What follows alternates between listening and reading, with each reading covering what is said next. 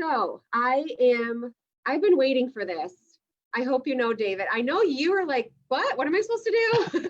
I don't know. We got our communications. I will take all the blame because I'm crazy. I've been up. We started this live stream at midnight and we're going all the way to 11:59 p.m. Oh, wow. So we're in what hour? That's a lot of hours. So, hey, I'm in good shape. I just finished up a T-bone steak with the family for dinner. So we're all ready to go. With 5 minutes notice that, hey, let's jump on this Zoom and we'll talk. So.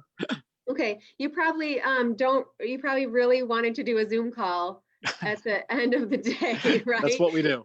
So, well, okay, it is World Milk Day. I mean, you probably had all these events planned and big day. Did you have to cancel some so that you could make arrangements with us, or? Yeah, I mean, this is the 20th anniversary of World Milk Day, and actually, it's kind of, I mean, here in the United States, World Milk Day wasn't a thing until just a few years ago. It seems June Dairy Month has always been a big thing, but it hasn't been until just a few years ago where we really began celebrating World Milk Day. But it's been a great opportunity to have just one additional way to talk about and share all the goodness and nutrition that you and your family and families like you across the country and around the world are providing for consumers. It's really cool. So, David, I talked to some farmers earlier over in the Netherlands and in the UK. I talked to a vet earlier, very, very, very early this morning. And they were like, World Milk Day, like, not really a thing here. So it's kind of funny to hear you're like rattling off. It's the 20th anniversary and like kick off. So it does have energy. I heard some people in your colleagues. Do you know what they referred to World Milk Day as in the dairy industry? What's that? They had like an analogy for it. I must have missed that email today. So. Is it the Super Bowl of milk? Yes, right. It was. That's what they said. So I was like, yeah, it is a big deal. That's why we're going to celebrate every second. So, okay, World Milk Day. Why, kind of tell a little bit about you and about what your role is and why you like doing what you do. Yeah, well, I'm a farm kid from a state south of you in Ohio. Didn't grow up milking cows, but on a livestock and row crop farm. And when I got out of college, I always figured I'd go work someplace else for a couple of years before I went back to the family farm, and had an opportunity to come out to Kansas City to work with DFA, to be part of a dairy cooperative. And there's nothing as close to just being home on the farm as in working in a cooperative. It's literally just one step away. And since then, I've had a few different roles, but got more engaged in the area of sustainability back in 2009 or so, and currently lead sustainability initiatives for DFA across the country, which means we get to work closely with farms like yours and others at the grassroots level of what you're doing to be stewards of the environment and caretakers of animals, and also get to work with some of our largest customers and the largest dairy companies around the world, and understanding what they're looking for from the supply chain now and into the future, and how we can communicate and promote the great things that you guys are doing, and be able to encourage continuous improvement, I'd say, when the opportunities are there to be able to align with customers and consumers. So really a cool role that allows us to interact at kind of all ends of the supply chains. Very cool. So the last time I saw you in person, I think it was maybe 3 or 4 years ago, we were in Alabama at the Walmart and World Wildlife Federation. They had partnered to do the kind of launch of the global initiative. Project Gigaton, I think it was. Yeah. What is the status of that? I haven't really heard a whole lot. I mean, I hear a whole lot about sustainability, but not specific to, I mean, maybe you don't even want to talk about that, or think, is there a different project that is a lot more like here and now? Because that was several years Well, I'd say customers like Walmart are still very engaged in the area of sustainability. Whether it's Walmart, whether it's Costco, whether it's Chobani, whether it's Kroger, you can just go down the list of the people who are selling milk, selling dairy products that originate at the farms. Sustainability is not necessarily anything new, and it's something that's just becoming part of how we do transactions with them and how we do business with them and sell dairy products to them. Walmart was one of the earlier companies to really get in the game. And that event that you were referencing was probably 2016, 2017-ish, maybe 2017 in Arkansas. And that was where they were kicking off Project Gigaton, where they were making commitments and support for taking out 1 billion tons of carbon out of their supply chain by 2030. And DFA was one of a couple handfuls of companies that got the opportunity to go on stage in front of a lot of Walmart employees and their suppliers and talk about what farmers are doing and where we see opportunities for dairy farmers to be advocates for change and part of environmental solutions, and not just what can be conveyed and sometimes feel like we're part of the problem, but how can we really help society, the environment, and doing that in a way where it builds economically viable business models for farmers. Yeah. So one thing that I just found really, I guess, profound, or that just really impacted me at that conference. So we go to Walmart, who's leading this just gigantic behemoth initiative, setting this goal. Did you say 1 billion? 1 billion tons of carbon. Yeah, 1 billion tons It's of carbon. They want to remove that. And I just thought, like, they had all of these speakers and panels, and it just seemed like, were we there for 1 or 2 days? I don't. It was a couple. It felt like a week, but it was a couple. Felt like a long time. And so I just remember the whole theme. I was like, every time there was a speaker up there, it seemed like it always went back to the farm. And I'm like, okay. So we go to Walmart and they're saying the way we're going to fix this is with the farmers. And it just, like, everything just led back to that.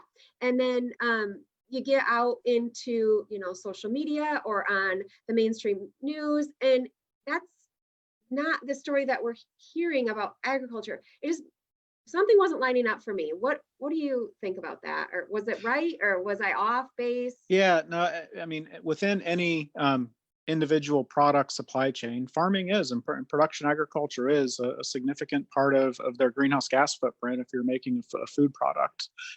Just like if you're manufacturing cars, the root of the steel or the sources of aluminum or petroleum are major influences in the carbon footprint of that. Agriculture in the big scheme is still a small part of the total planet's greenhouse gas footprint. It's around 7 to 9%, depending on which study you look at. In the United States, the dairy industry is less than 2% of our entire greenhouse gas footprint. So in the big picture, it's a pretty small piece of the pie. But if you're a dairy company, or if you're an ice cream business, going back to the farming part of it would be the biggest part of your footprint. So. Okay. So yeah, that's why I was kind of like, okay, if agriculture is only 9%, why is that the thing that is the most heightened in this project? And I'm not just picking on Walmart either. It's always easy for people to look at things and opportunities that maybe don't impact them directly. So if you're just a consumer and you've got to make the choice on, do I change how I travel? Do I change what sort of car do I buy? Do I change if I'm going to buy that airplane ticket, or how I'm sourcing my electricity for my house or for my business? Or do I ask others back in the supply chain to make some of those changes? Sometimes it can be easier to say, let's have some others see what they can do first. Even the current situation we're going through with COVID and coronavirus, some of the data won't be in for a while, but we are seeing significant reductions in greenhouse gas emissions just from the drastic changes that we all have made in a very short amount of time. I haven't been on an airplane in 2 months, and that's the longest stretch without being on an airplane in probably the last 15 years.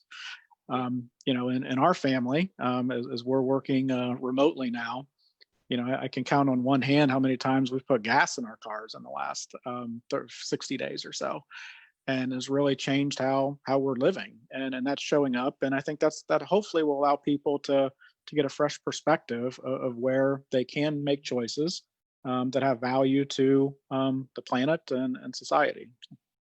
So you've talked about like we've changed our traveling habits or kind of our behaviors. Have we changed what we're eating and d does that correlate to the reduction in the impact on the environment? Well, Do I'd you say get I'd what I'm say I'd saying? say Like, in the mode of World Milk Day, just keep consuming lots of dairy, and your environmental footprint will get smaller and smaller over time.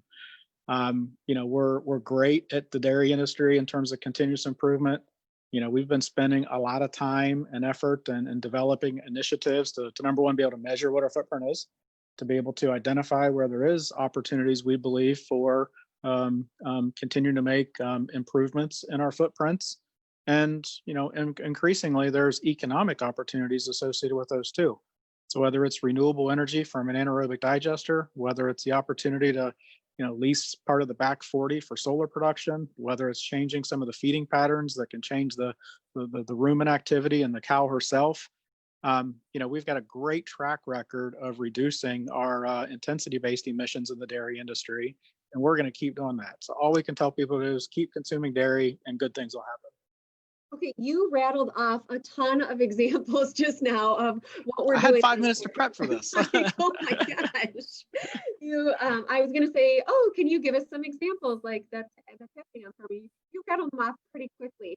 Is there one that kind of stands out to you that you've seen make the biggest impact, or do you think it's just kind of a whole that's made the impact on the reduction of Well, the if we footprint look at a of dairy farm dairy? itself, we can categorize the sources of emissions in kind of four primary areas.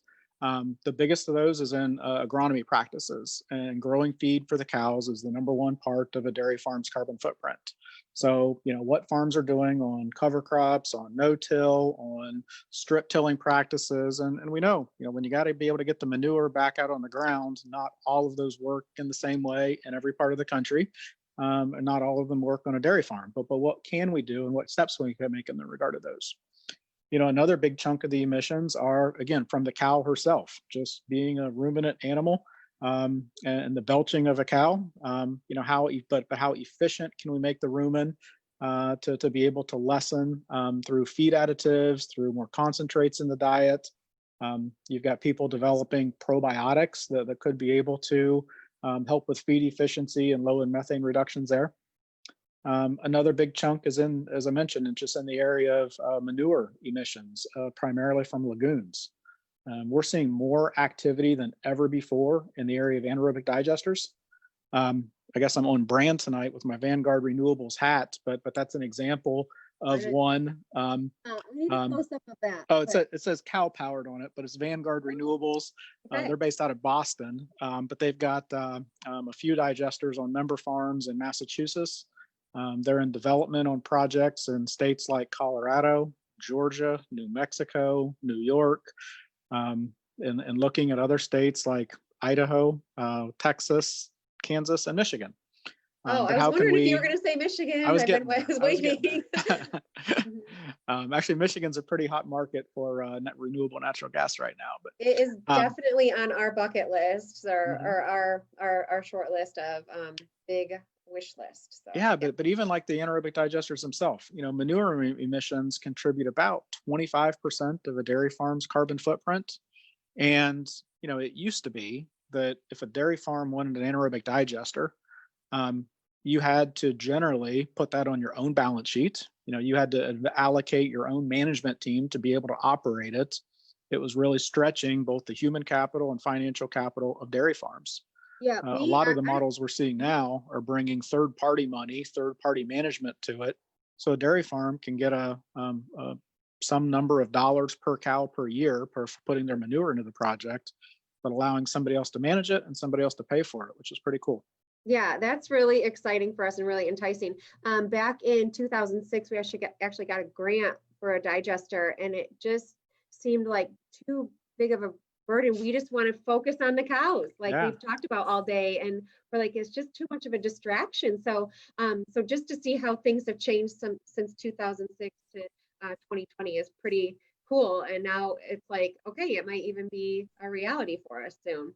I I don't know what I was thinking. I thought 20 Uh-oh. minutes, that was not enough. I wanted to talk to you for about another 15 minutes because I'm just kidding. I do, there's one thing though, and that has really, no, there's two things. So they talk about dairy, they kind of throw out the statistic about the dairy's impact or dairy's portion of the agriculture um, greenhouse gas emissions. Can you talk a little bit about that? And do you think that that is up to date? And what do you like when I see that number? I'm just like, is that right? Is that old data? Like, can you kind of pick through that and tell us a little bit about that? Yeah. I think our data in the United States is actually really good. Now, some of it has a little age to it, which is, we did a really formal academic study in the U.S. dairy industry back in 2009, 2010 that gave us a really firm baseline for greenhouse gas emissions. That's where a lot of the work that says that the dairy industry is less than 2% of U.S. greenhouse gas emissions really came into play with that industry-led research on that. We know we continue to make continuous improvement over time. We and other co-ops across the country are working with the farm program and utilizing the farm program's environmental stewardship module to be able to help dairy farms measure their own carbon footprint so that we can get more ongoing data from a sampling of farms across the country to be able to trend how we're making progress. But I think you can, I'm an economist by education, and it's kind of cliche, but economists always say that liars figure and figures lie. So sometimes in the climate space, you can almost see a study for whatever you want the talking point to be out of it. But I think in the dairy industry, we've got pretty good data, and it really positions farmers in a good spot, allowing us to advocate for them with customers and be able to market your milk and dairy products increasingly effectively to customers and tell a great story to consumers, again, about how dairies are part of the solutions on the climate and the environment and not part of a problem. Okay. Just kind of why I brought that up, because I look at that and I get kind of defensive. I'm like, that is 10 years old. If I took, how I was 10 years ago to what, and then think about how my farm was 10 years ago to what we've done. I mean, we've just made leaps and bounds. And so I'm like, get some new data. It's got to be better than that. I It's think coming. so. I don't know if you think, but you just said like it all kind of comes out in the wash, but Yep. I don't know. I just think I'm like, you've done better than that. Can we get some props for that? No, So, we're getting better data all the time. It also just comes, some of this, it takes time and effort to implement programs like this with farmers to be able to get the quality of data we need, and trying to balance the need for always up to date and continuous fresh data for the most current information, and balancing that with just the burden on the farm to be able to go gather the data and collect the data and report the data. And in some place in that, and that's a sweet spot that works for us. So. yeah, that's true. Like we get bombarded with the surveys from the USDA, like, oh my word. It's like we need to pay somebody part-time just to go fill out the surveys Yep. for some of these things. But it is so important because we always say if you can't measure it, you can't manage it, right? So it's really important, and we know that. But oh my gosh, now I'm 4 minutes over. And yeah, so kind of I don't know if I don't think you knew this, but your marketing and communications team, they've already met with me this morning at 3 a.m. to talk about That's Gallons of awesome. Good. Yeah. And then when I reached out to them and told them that I was doing this insane idea, they were just like all on board, and they sent over some dairy products for us to feature every single hour, and gave us recipes and links, and just provided a ton of support, and That's just were cool. really encouraging. I don't know if you knew that. So it was pretty cool to see just how excited our Yeah. co-op could be and support us in this little Well, I mean, adventure. we So understand. I mean, it's challenging times for everybody, and dairy farmers are absolutely included in that. But we really appreciate you and your family and farmers across the country for just the way you've handled this crisis, the way you've continued to deliver food for people throughout the challenging times, and still continuing to maintain, your commitment to the animals, your commitment to the environment. It really just reinforces how farmers are amongst the heroes that in our society, providing food and nutrition for us every day. So thank you. Yeah, I just want to give one more shout out to that Yep. Gallons of Good. Did you want to talk about that, or did You can talk not get about briefed? that. You'll do a better job. Because I'm so excited about that. I sit on the board for one of our local food pantries. And so they say you could go to Gallons of Good website and you can actually nominate a food pantry to receive milk donations.